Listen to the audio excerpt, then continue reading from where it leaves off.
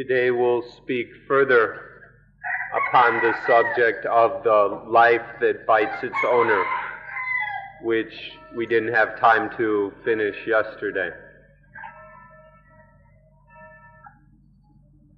We should look at the wounds that cover our bodies. When you look at a dog that is covered with scars and wounds, how do you feel? Or when you see a person with leprosy, whose body is covered with sores, how do you feel? And then we ought to look at ourselves, who are covered with all kinds of sores and wounds. And it's kind of funny that these wounds are the result of life biting itself.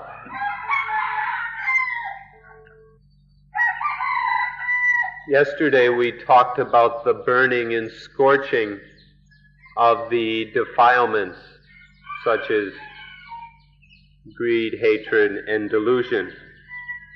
And then we talked about the heaviness of the burden of life.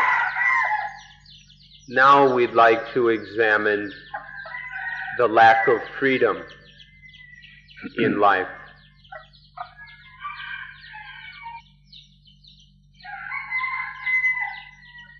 Everybody's talking about freedom, demanding freedom, struggling for freedom and fighting for freedom. We hear about it in the newspapers all the time. People who are insisting that they be given their freedom. And this shows that, first of all, people desire freedom. But second, that they haven't yet gotten freedom. And so there's this lack of freedom is the source of a great deal of dukkha. There's a secret to this matter which is for the most part misunderstood. So we'd like to have you look very deep into this subject and see, where is the lack of freedom?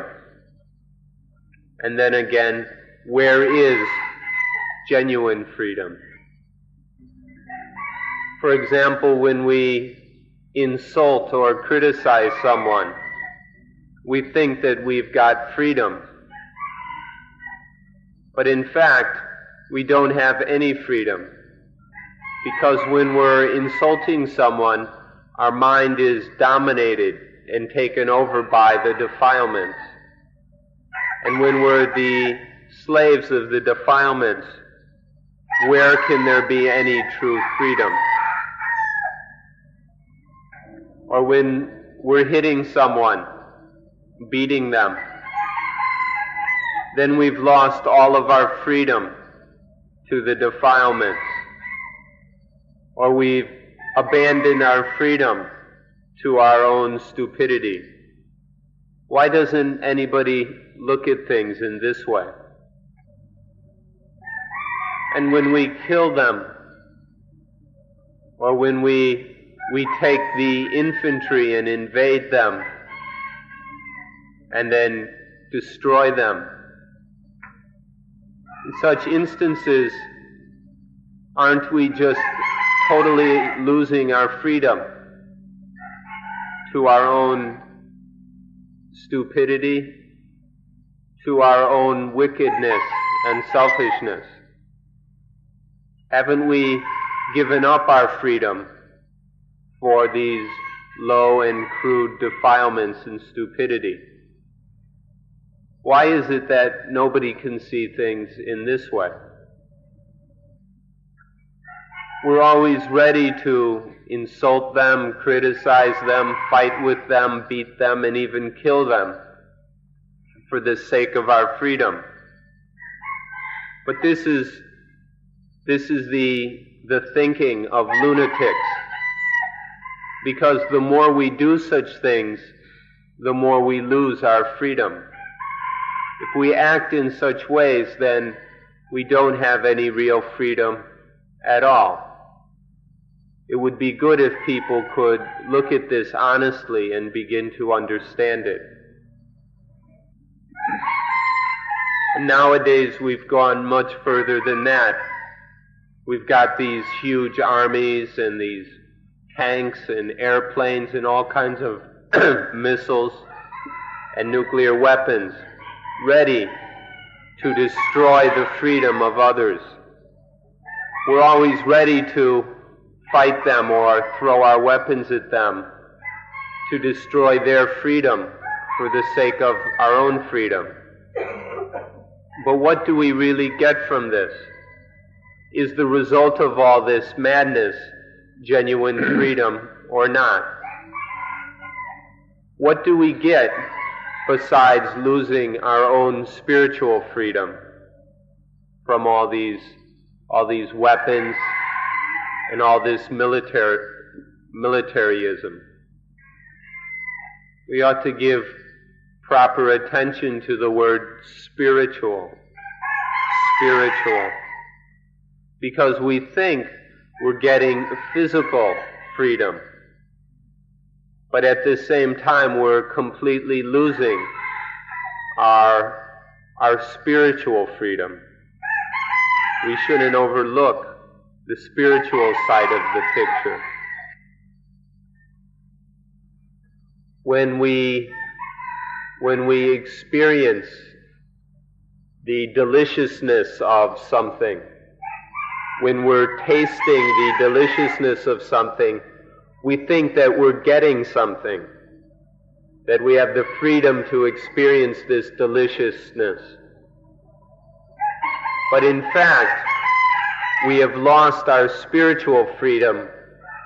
We've surrendered our freedom to the power of that delicious thing. For the sake of some physical delight, we abandon our spiritual freedom. When we get some sexual pleasures, we think that we've won something, that we've been victorious and gotten some sexual pleasures. But in fact, we've lost our freedom to those very same sexual pleasures. But we never understand this. We never notice the facts. When we love anything, then we lose our freedom to that thing. But common people never understand this. They don't even notice this. They think that they're just getting something, that they're receiving this and that. They never look deeper to see what's really happening. Or on the other hand, in the opposite direction, if we hate something or are angry at something, then we also lose our freedom to that thing. When the mind is full of anger or hatred, why don't we take notice that these things are biting us, clawing us, so that we're covered with wounds? Why don't we see that when there is anger or ill will or dissatisfaction in the mind, that we've lost all freedom and are biting ourselves, clawing ourselves? Or when we hate someone, then we surrender our freedom to that person. Please look at this carefully. Or if we're afraid of something, then we surrender our freedom to that thing until there's nothing left. Nowadays we have a world that's full of fear and terror, such that there's no spiritual freedom left anymore. we can say that now the left is always afraid that it will lose to the right, and the right is equally afraid of the left. Both the left and the right are nervous, apprehensive, and fearful that they will lose out to the other side. And so they are unable to sleep peacefully. They're constantly worrying and fretting about this. And this has been going on for days, months, for years. The left and the right are constantly frightened by each other. And so then we ask the question, when we fight, when we go to war, do we do so for the sake of freedom, or do we do so in order to lose our freedom? What's the correct answer to this? Even if we win the battle or the war and get a lot of material benefits, in the end we've lost, we've surrendered ourselves to the defilements, to Mara or to Satan. So now we're fighting for freedom without understanding that our very actions are destroying our freedom. Only the mind that is correctly established is free. Only this properly established mind can maintain its freedom. If the mind maintains itself incorrectly for just a bit, then it loses its freedom. So we must find how to establish the mind so that it retains its freedom. When we don't love anything, when we don't desire anything, when we don't wish for anything, is there true freedom or not? Or when we're taken over by the values of the positive and the negative, are we at all free? When the positive values arise, then our mind is taken over by greed and lust. Or if the negative values come up, then the mind is lost to anger and hatred.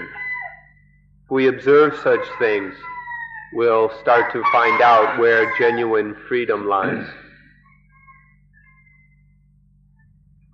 When we have wishes or hopes, the same kind of hopes and wishes that we teach our children to have, when we have these hopes, then our mind has lost its freedom to whatever it hopes for the whole time that there is hoping and wishing. Living without any hopes or wishes is to live with total freedom. But nobody believes this. Everybody insists that it's possible to live without hopes and wishes. We've told you earlier that this is the most artistic thing we can do, to live without desires, wants, and hopes. Instead, to live with freedom, to live with mindfulness and wisdom. This is the supreme art of living. In our Dhamma language, we describe the life of wishing and hoping as the life of a preta. A preta is a kind of being, often translated as hungry ghost, which is pictured as having a stomach the size of a mountain and the mouth the size of a needle. So it's got this huge stomach and it's constantly hungry, but a tiny mouth that can never satisfy that hunger. This living like a preta is how it is when we're full of hopes and wishes and desires. It's a rather low and pitiful kind of existence to live with this constant hunger gnawing on us, all these wishes and desires chewing at us. But still it's a way of life that many people are caught quite attached to. Take a good look at the body of these pretas or hungry ghosts. These huge stomachs with the hunger of a mountain, and mouths tiny like the eye of a needle. How can such a tiny mouth ever fill up such an enormous belly? And so finally we must ask ourselves, are we living like hungry ghosts? So when we live like a hungry ghost, we're being constantly dominated by hunger, by desires. Our mind is full up with these wishes and this hunger. And so this is biting us so much that we're full of sores and wounds. But we're unable to control this hunger. We can't control these hungry minds. And so we continue being hungry ghosts on and on and on. When we want to love something, we can't control ourselves and fall in love with it. Or when we want to hate something, we're unable to control ourselves and fall into hating that thing. This is where our problem is. We're unable to control things, and so we keep falling into love and hatred. And we get angry so easily. It's like a flash of lightning. We burst into anger. We flash into anger so easily, so quickly. And then we can't control it. We can't stop it. The anger continues, and we feel vengeance and wrath towards others, and we store up this vengeance and carry it with us for days, for weeks. Sometimes even we carry these vengeful feelings around with us till the end of our life. It's so easy and so fast, this anger. We often can't do anything about it. Or when we do something very wrong to someone, we never want to ask for forgiveness. Or if somebody comes to ask our forgiveness, we never want to forgive them. These are emotions which we're unable to control. We can't stop ourselves from feeling ill will or feeling upset by or annoyed by others. So we keep falling into these harmful moods because we're unable to control ourselves. And when we can't control these emotions, then they bite and bite and bite until we're covered with wounds. These wounds may not show on our physical bodies, but they're covering our minds or the spiritual part of our minds. But you needn't worry. If the mind is full of these wounds, it won't be long before we get into conflicts and hassles with people. And then before long, our bodies will also have their share of sores and lumps and wounds. Please remember that being unable to control the mind leads to all these wounds. When the mind can't control itself, then life bites and bites and bites. In fact, it's the mind itself that bites itself. The rabid dog keeps biting itself. This rabid mind that can't control itself keeps biting and biting and biting. But if you are successful in your practice of anapanasati, then you'll be able to eliminate all of these problems completely.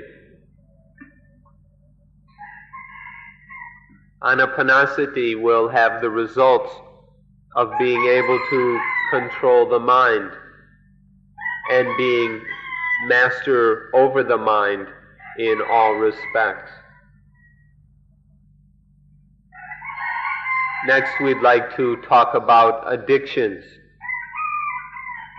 Addictions are things which entertain or amuse the mind. They're kinds of intoxications which provide a certain amusement or entertainment. When people are amused in this way, they feel that they're really well off. Sometimes they even think that they're in heaven, that these addictions and intoxications are paradise. On Gausamui, there's a certain kind of mushroom. In English, they're often called magic mushrooms. And the foreigners who come to Gausamui really like these things. The islanders themselves, however, never touch these things. These mushrooms make you drunk and dizzy, and one doesn't really know what's going on. But they give a certain kind of excitement and stimulation. And the foreigners seem to really enjoy this being drunk and intoxicated by these mushrooms. And so although the villagers don't eat them themselves, they make a lot of money selling these to the crazy foreigners who get their kicks from being drunk and out of it. The islanders themselves consider these mushrooms to be poison, but the foreigners who come as tourists think that they're wonderful and really marvelous, and so they spend a lot of money on these things. They're willing to give up their life and their freedom for the sake of some crazy little entertainments and amusements. So now people really get off on all these addictions and drugs. Alcohol, marijuana, cocaine, even heroin. You can find these all over the place, and people really like them. Really hooked on the cheap pleasures and thrills of these addictions. But it's kind of interesting that if you look back to before modern civilization came about, back to the people still living in the forests, they didn't have any of these things. Their lives weren't so centered on things like alcohol and cocaine. They weren't dominated by these things. But look at all our wonderful progress of this modern civilization. Look how we've developed so that people can't live without these cheap little pleasures from alcohol, marijuana, and so forth. Things which didn't even exist way back long ago. Please remember one simple sentence. Dogs don't drink alcohol, even though they don't take on any moral precepts. You don't have to make a dog take on a bunch of morality rules, and still they won't drink alcohol. Thousands of years ago, the dogs wouldn't drink alcohol, even though they never talked about morality. And even now, they still won't drink alcohol, and they still don't have to talk about morality. But of all the addictions, there's nothing higher and more powerful than sex. We mentioned yesterday how there's an important distinction between sexuality or sensuality and reproduction. But the people who are addicted to sex, who are really hung up on the pleasures of sex, have allowed themselves to be completely absorbed in, completely taken over by sex. It's like sexual pleasures have completely infiltrated their minds and dyed their minds, so that there's nothing that has more power over them than sex. Dogs, if we observe them, can be seen to not really have any sexuality at all. For dogs, there's just reproduction. Once a year, at a certain season, they reproduce. And that's about it. They're not dominated and taken over by sexuality. But human beings are the complete opposite. With human beings, there's no thought of reproduction.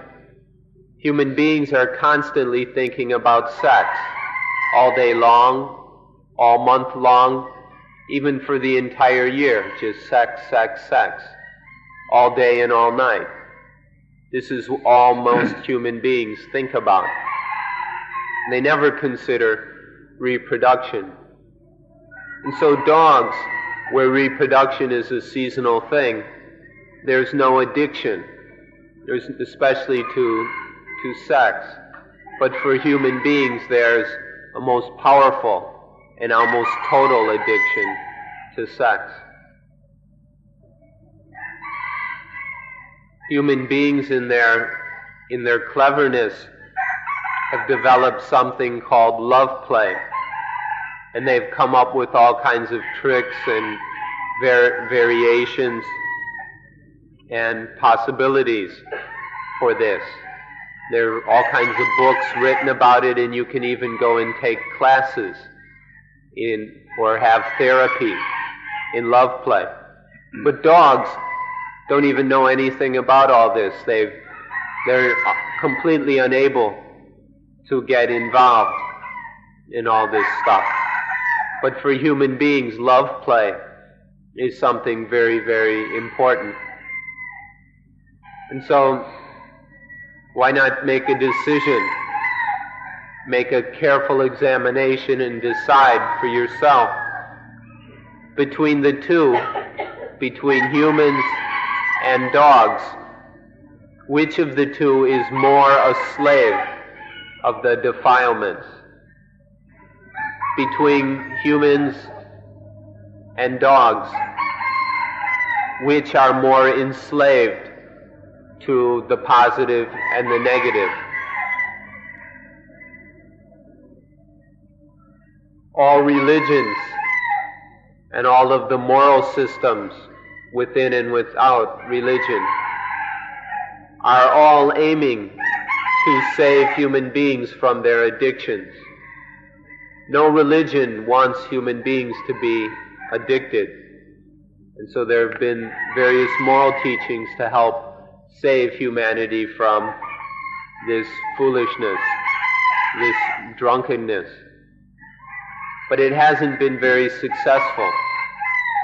We can see the results of modern man that's completely full of all kinds of addictions everywhere one looks. The addictions nowadays are so much more than 1,000, 2,000 years ago, when many of the great religions got started. The difference is so huge, we can no longer even compare the way it is now with the way it was then. So nowadays, people have no respect for order, for discipline, for morality, for religion. They really look down on these words, morality, discipline, religion. People just kind of sweep them aside, brush them aside, and enslave themselves completely to addictions. Why not stop for a while and take an honest look and see whether our enslavement to our addictions, to see whether this is the desire of vicha, correct knowledge, or the desire of avijja, ignorance. Are these addictions coming from wisdom, or are they coming from blindness and stupidity? Why not stop and take a careful look at our addictions in this way? When we don't know whether these desires of ours are wise or stupid, that means that we don't even know ourselves. If we can't tell what kind of desires these are, then we don't even know who we are. And so then life keeps biting and biting. This life that doesn't even understand itself keeps biting and biting and biting until it's covered with sores, scars, and wounds. When we don't know ourselves, then we don't understand life. We don't know what life is. We don't know what the purpose of life is. And so life is constantly biting itself. It bites and it bites because there's no real understanding of life, because we don't even know what our self is. And so we're and so the result is we're covered with these scars and wounds in such a horrible and pitiful way. It's even more disgusting than someone who has leprosy. This is the state we're in more pitiful condition than someone who has leprosy. Now imagine for a moment, imagine what life would be like if it no longer bit itself. If there was none of this biting and all the wounds disappeared, what would that life be like? This life where there's no biting, where there's none of the wounds, we call this the life of coolness. It's a cool life, which is the meaning of the word nibbana. But the life that bites its owner is a life that it has has a tremendous attraction and charm. There's something attractive about it that pulls us in, tricks us, and addicts us to the life that bites itself. And so for the most part, people are much more attracted to the life that bites its owner, much more than the life that doesn't bite. But even when people begin to get a sense of what's happening and start to lose their satisfaction with this biting and wounded life, even when there's some dissatisfaction, people start to wander around looking for an alternative, but they've got no idea where to look. This is quite interesting and strange.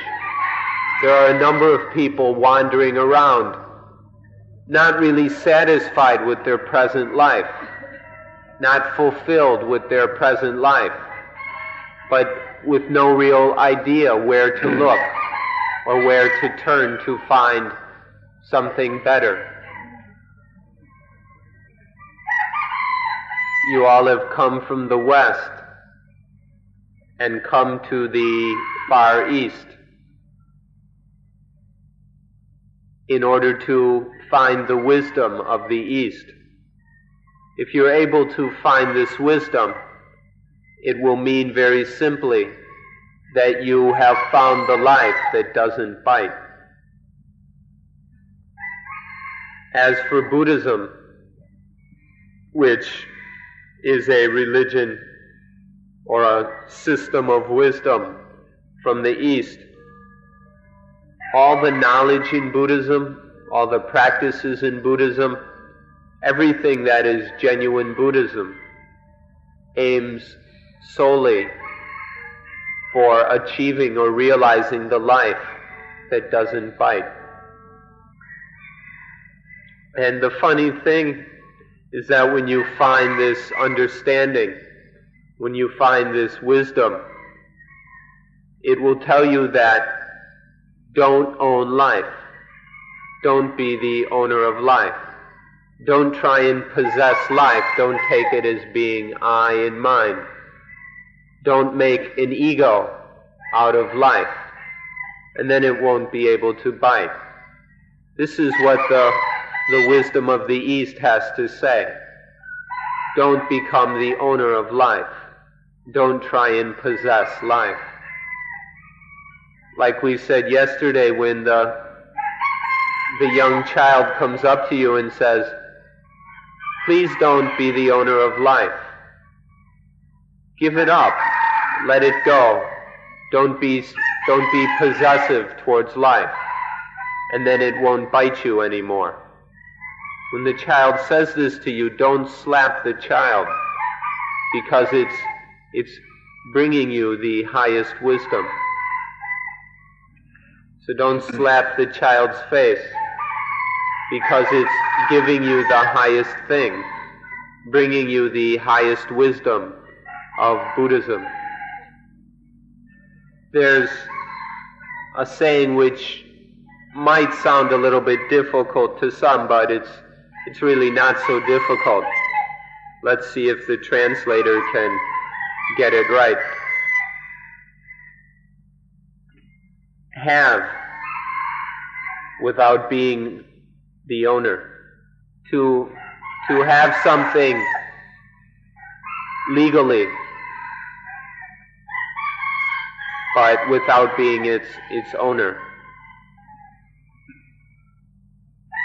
To have something according to the normal ideas and rules of society, but without really being its owner. For example, you have a piece of land. You own some land, you have a deed to it. The government, the police recognize that you are the rightful owner of this piece of land, and you have a piece of paper and all the formal registration to prove it. But really, it belongs to nature. If you die, you can't take the land with you. And you can't prevent it from changing, from the powers of nature, from changing it. You don't really have that ability. So legally, conventionally, socially, materially, you own it. In the ordinary language of regular people, in people language, you own it. It's your land. But spiritually, in the language of Dhamma, of the truth, there's no way you could ever own it. Materially, you have some kind of material, conventional ownership, but there's no genuine ownership, especially no spiritual ownership. This truth and the teaching of this truth can be found in the Christian Bible. I believe in 1 Corinthians, in the letter of St. Paul to the people of Corinth, there's a passage where he says, I can't remember the exact wording, but it's something like, have a wife as if you have no wife. Have wealth and possessions as if you have none. Be happy as if you have no happiness. Going to the market, making purchases. Return home as if you purchased nothing.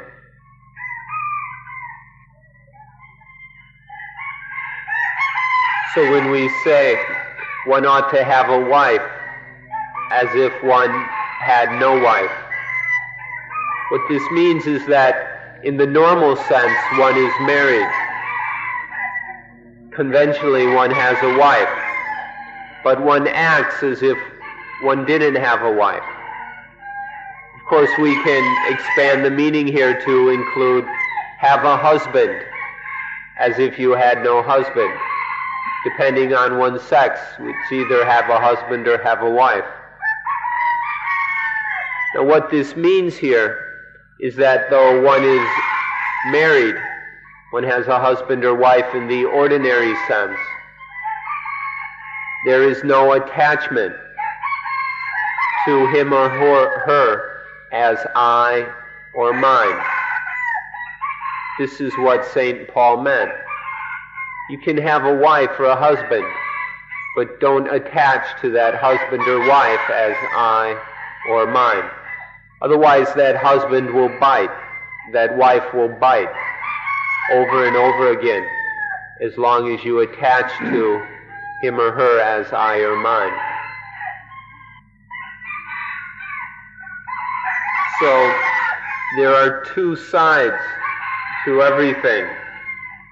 There's the material, conventional, legalistic side, and then there's the spiritual side. Although one may own something materially or conventionally, although one may be the owner in the eyes of the world, where ordinary superficial people will say that, oh, this is his wife or her husband. That's just the superficial, material, conventional side. But on the spiritual side, one realizes that there's nothing that can be attached to, that there's nothing that can really be I or mine. And so one doesn't attach. One sees the futility of spiritually attaching to things. That if we try to attach, the result is just a lot of biting and wounding and pain. Next we come to wealth and possessions. To have these just as if one didn't have any. This means though one has whatever wealth and property, one acts towards these things as if one didn't have anything. One lets go of the idea that they are ours or mine, that we are the owner of these things. If we don't let go like this, these things will just bite. They'll be very heavy and oppressive. But if one acts towards them as if they weren't even ours, then they have no ability to bite or oppress. And all the other things, such as land, a farm, a house, a car, all the various material things that people own, all of these, we can have them just as if we didn't have them. If we really believe that we own them, then they become very heavy. It's like piling them up on top of our heads and carrying these weights around with us all the time. If we attach to the land as my land, The land is no longer out there in the field. The land is stacked on top of our head. And then the house and the car, all these things are piled up on our head, very heavy and oppressive. If they're just the land, and we don't act as if we own it, the land is just where it is. It's no longer a burden on our mind. And the same with the house and the car. They're just what they are, but we don't act towards them as if they're mine. And so they're not heavy. They don't make life burdensome and weary. And then there's happiness. Have happiness as if there wasn't any, or be happy as if there wasn't any. This means that there can be joy, satisfaction, and contentment. We can have these feelings of joy and contentment without feeling or acting like we own them. We can be joyful without any idea of owning that joy or happiness. This is very important. Joy is just a natural thing, and there's nothing wrong with it. But if we go and grab onto it as I or mine, it bites. Even happiness can bite us if we attach to it. When happiness comes, if we're clinging to it as I, then we fall in love with it. We indulge in it. We get greedy for it. And all of these things are biting and biting us. Or if we don't get the happiness, we're not satisfied, and if we attach to that, then this leads to anger and hatred and all kinds of ugly moods. If we attach to happiness, it leads to all kinds of attachments to the positive and the negative. It's much wiser to not bother attaching. Just let happiness be a natural feeling. It belongs to nature. There's no need for us to own it and possess it.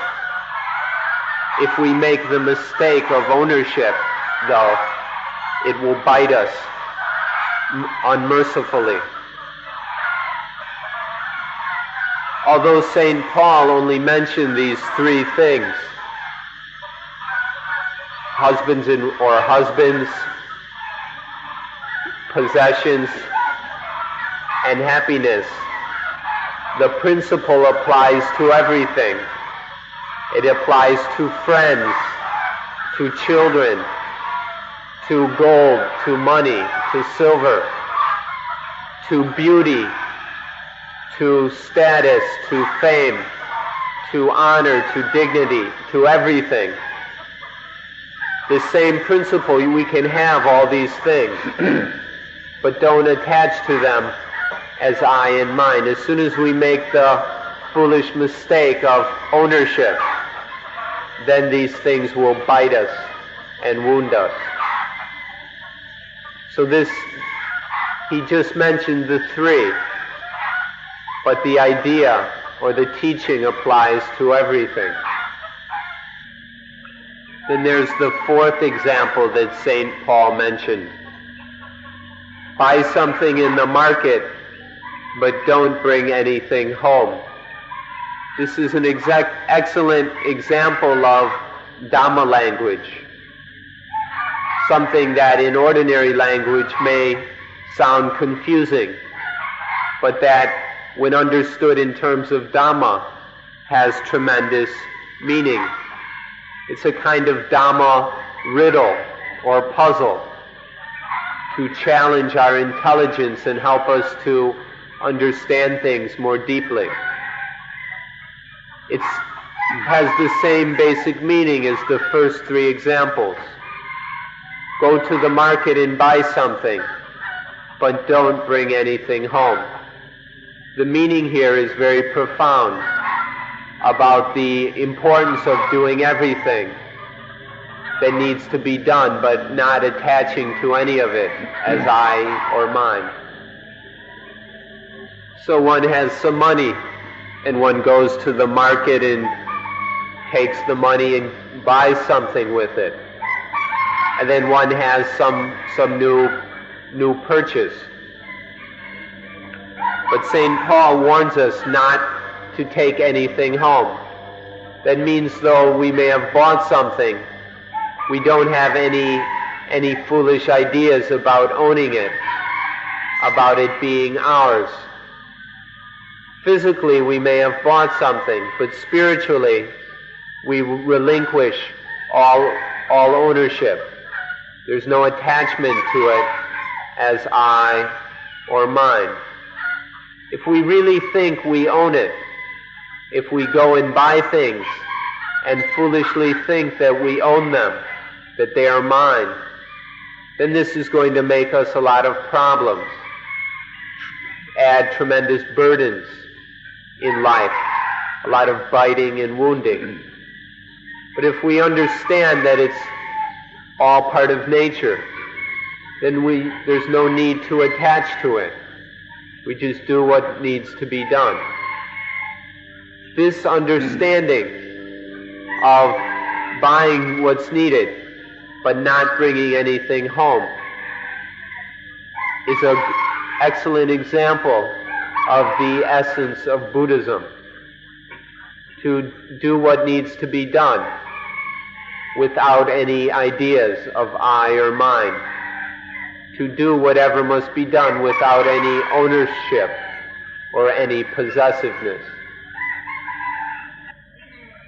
Some people will listen to this and won't be able to understand.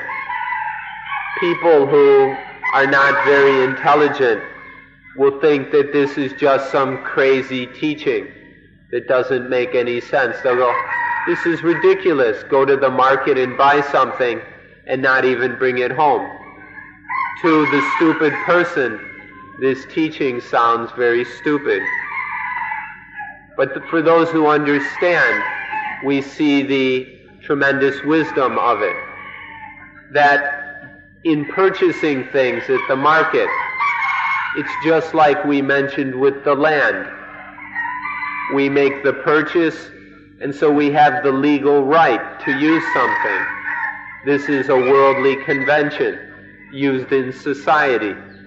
It has certain practical benefits. But in spite of that legal ownership and right, spiritually, there's no ownership. In truth, there's no way we could ever own that. The legal convention is just pretending.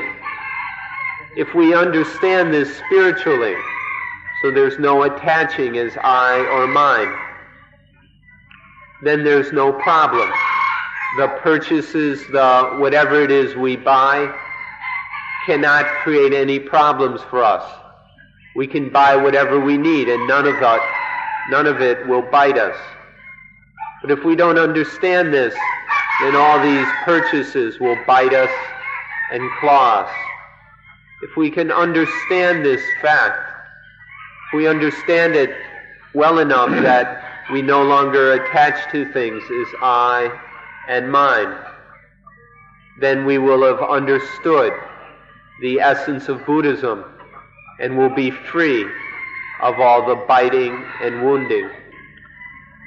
At this, excuse us for interrupting a bit, we'd like to point out something very interesting. All religions aim to save humanity from suffering. All the religions are an attempt to free humanity from suffering. They go about it in different ways.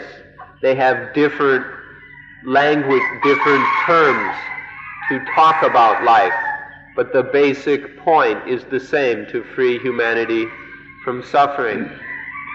And so, because of this fact, it's possible for all the religions to cooperate, to harmonize. For example, Christianity, which puts a tremendous emphasis on faith, on belief. This may be somewhat childish. This may be an emphasis primarily for people who are unable to understand things on their own, and so they have to go and believe what others tell them. But although that may be the emphasis of Christianity, still in Christianity there are teachings of the most profound wisdom, such as the teaching of St. Paul that we've been talking about. And so there's no difficulty in Buddhism and Christianity finding this common ground, so that there's no problem in creating harmony between the two religions. There's no need for any conflict or argument between Christianity and Buddhism. This is a point that any real Christian or any true Buddhist should understand and be happy to accept. And for this reason, we're building a place we call the International Dhamma Hermitage. It's across the highway, about 2 kilometers away, and we'll take you there on the last day of the course. And this hermitage, this International Dhamma Hermitage, is being built in order to bring together the different religions, so that we can see the points in which we are in harmony, and so we can stop getting in arguments and competition. So we'd like to tell you this a bit in advance, that all the religions are able to harmonize and to avoid all conflict between them and among them. So the mere belief that everything belongs to God, and that nothing belongs to me, this belief in itself will eliminate about 50% of our attachments. And then we can continue letting go of attachments until they're all gone. So the belief that's taught in Christianity can be a very useful way to abandon attachment.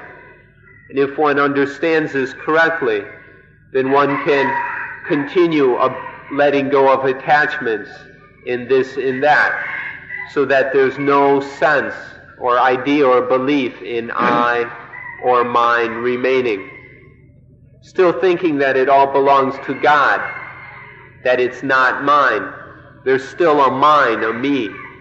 But if we can let go of all that I and me and mine, even the idea that it's my God or my relationship with God, if we let go of all attachment, then life is totally free. There's nothing that has any ability to bite life ever again. The heart of Buddhism can be expressed in one short sentence. Sape dhammang nalang abhinivesaya. All things ought not to be attached to as I and mine. This one sentence expresses all the truth of Buddhism. In this sentence, the Buddha used the word Dhamma, which we usually translate as thing. But Dhamma here, or thing, should be understood to include everything. Everything in the universe, both things that are phenomena, both including all phenomena, and also the noumenon, things which are conditioned and that which is unconditioned. That means everything, including Nibbana, including absolute truth, whatever we want to call it, should not be attached to as I or mind. Literally, this sentence, sape tamang nalang apinivesaya, can be translated, literally it means all dhammas, all things, which no one ought to interfere with. Apinivesaya means to interfere with, get involved in, meaning to attach to them as I and mine. So there's nothing worth attaching to as I or mine. The words all things have enormous meaning. All things includes everything without any exception. It includes everything mental and everything physical. And it includes anything that is neither mental nor physical. It includes both the positive, the negative, and that which is beyond or above the positive and the negative. Everything whatsoever, without any exception, should never be clung to, grasped at as I or mine. If we understand this one sentence completely, if we fully understand the meaning here, then we will have understood the most profound Dhamma in Buddhism, as well as the genuine Dhamma in all other religions.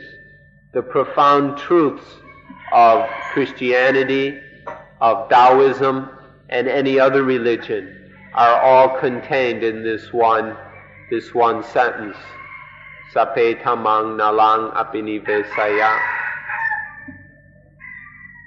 This is a universal truth, a universal law that applies for everything, everywhere, at any time. It's a timeless law. So when we say that it belongs to nature, it doesn't mean that nature is the owner. The ordinary person hears, oh, it belongs to nature, then nature must own it. Nature must be the owner. But not even nature can own things. Nothing can be owned by anything else. Everything is completely free of ownership and being owned. When we speak about everything in the universe, it's a little bit beyond our own immediate situation. So we ought to come back and talk more directly about our own reality. And so the essence here is that nothing in this life, nothing in our own lives should be clung at or grasped at as I or mine. If we stop clinging to our own lives, to everything involved in our lives, then our lives will be completely free and cool. These lives of ours are made up of two things, body and mind. If we want to study it, we can distinguish these two aspects, although in reality there's just one thing. You can't really separate the body from the mind. To do so would be to die. But we can distinguish them for purposes of study, although the reality is just one thing, one life. When we study, when we investigate our lives, however, we can distinguish between body and mind. And further, we can distinguish various abilities of the mind. So often we talk about life, or we talk about mind-body, or we talk about the 5 khandas, the 5 heaps, or the 5 aggregates. There's first the body, and then the mind as far as the mind goes, we can distinguish 4 abilities. There's the ability to feel, to sense pleasure and displeasure regarding experiences. There's the ability to perceive things, to regard them as this, as that, as green, blue, purple, or red. There's the ability to think, to conceive thoughts, and to put them together as thinking. And then there's the very powerful ability of consciousness to directly know experiences via the eyes, ears, nose, tongue, body, and mind sense. For the purposes of study, we can distinguish these 5 basic functions or abilities of life: body, feeling, perception, thought, and consciousness. Though in reality it's just one life. And all of these abilities or functions of this life, all of them, according to Buddhism, are, if we attach to any of these 5, then that will cause suffering. All dukkha comes down to attaching to one of these 5 khandhas as I or mine. And so the way to end suffering is to stop attaching to the 5 khandhas as I or mine. This is another way of expressing the fundamental message of Buddhism. So we ask you to do your best to investigate these 5 khandhas. Look into them until you understand them thoroughly. Understand what they are and how they work, and understand deeply their essential reality, the truth of these khandhas. We've got in these lives of ours, we've got this body, and the living body is acting, is moving, and this is one function of life. And then when the body is living, there arise feelings of pleasure, displeasure, and neither pleasure nor displeasure. And then there arise perceptions. Things are regarded as being this, that, male, female, positive, negative, or whatever. There arise, when the body is living, there arise thoughts, ideas. And when the body is alive, there is consciousness via the eyes, ears, nose, tongue, body, and mind sense. With this living body, there are also these living mental functions or abilities. Altogether, they make up the 5 khandhas. We beg you to investigate them until you understand that none of them should be attached to as I or mine. That clinging to the 5 khandhas is dukkha. That not clinging to the khandhas is the end of all dukkha. The highest mindfulness is to know that right now life is taking the form of the body aggregate. To know that right now life is taking the form of the feeling aggregate. Right now that life is taking the form of the perception aggregate. That right now life is taking the form of the thought aggregate. Or that right now life is taking the form of the consciousness aggregate. The highest mindfulness is to know right at this moment what form, what shape, what function life is fulfilling or taking.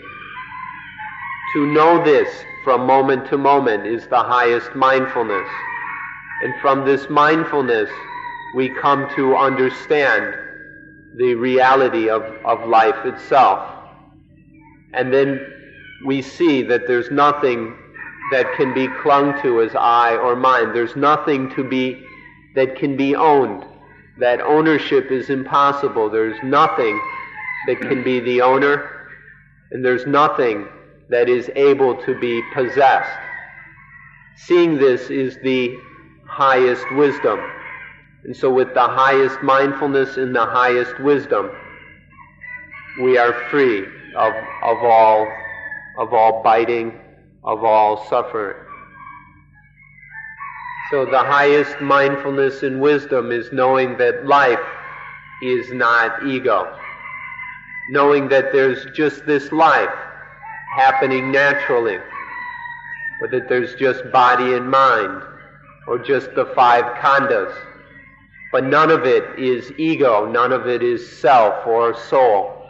Realizing that there's just life, and none of it is I or mine, self, ego, soul, spirit, Atman, or whatever you want to call it. Realizing this, then life is totally free. Life no longer bites. Life can no longer be bitten when there is this highest wisdom. So all suffering is gone. All suffering has been quenched. This is the highest wisdom and the highest realization that a human being can attain. And at this point then, everything is finished in terms of one has accomplished everything that needs to be accomplished. And so we'll close the meeting at this point. Thank you for being very good listeners, very patient. And if you can put up with some more, come back tomorrow and we'll have another talk. And that's all for today.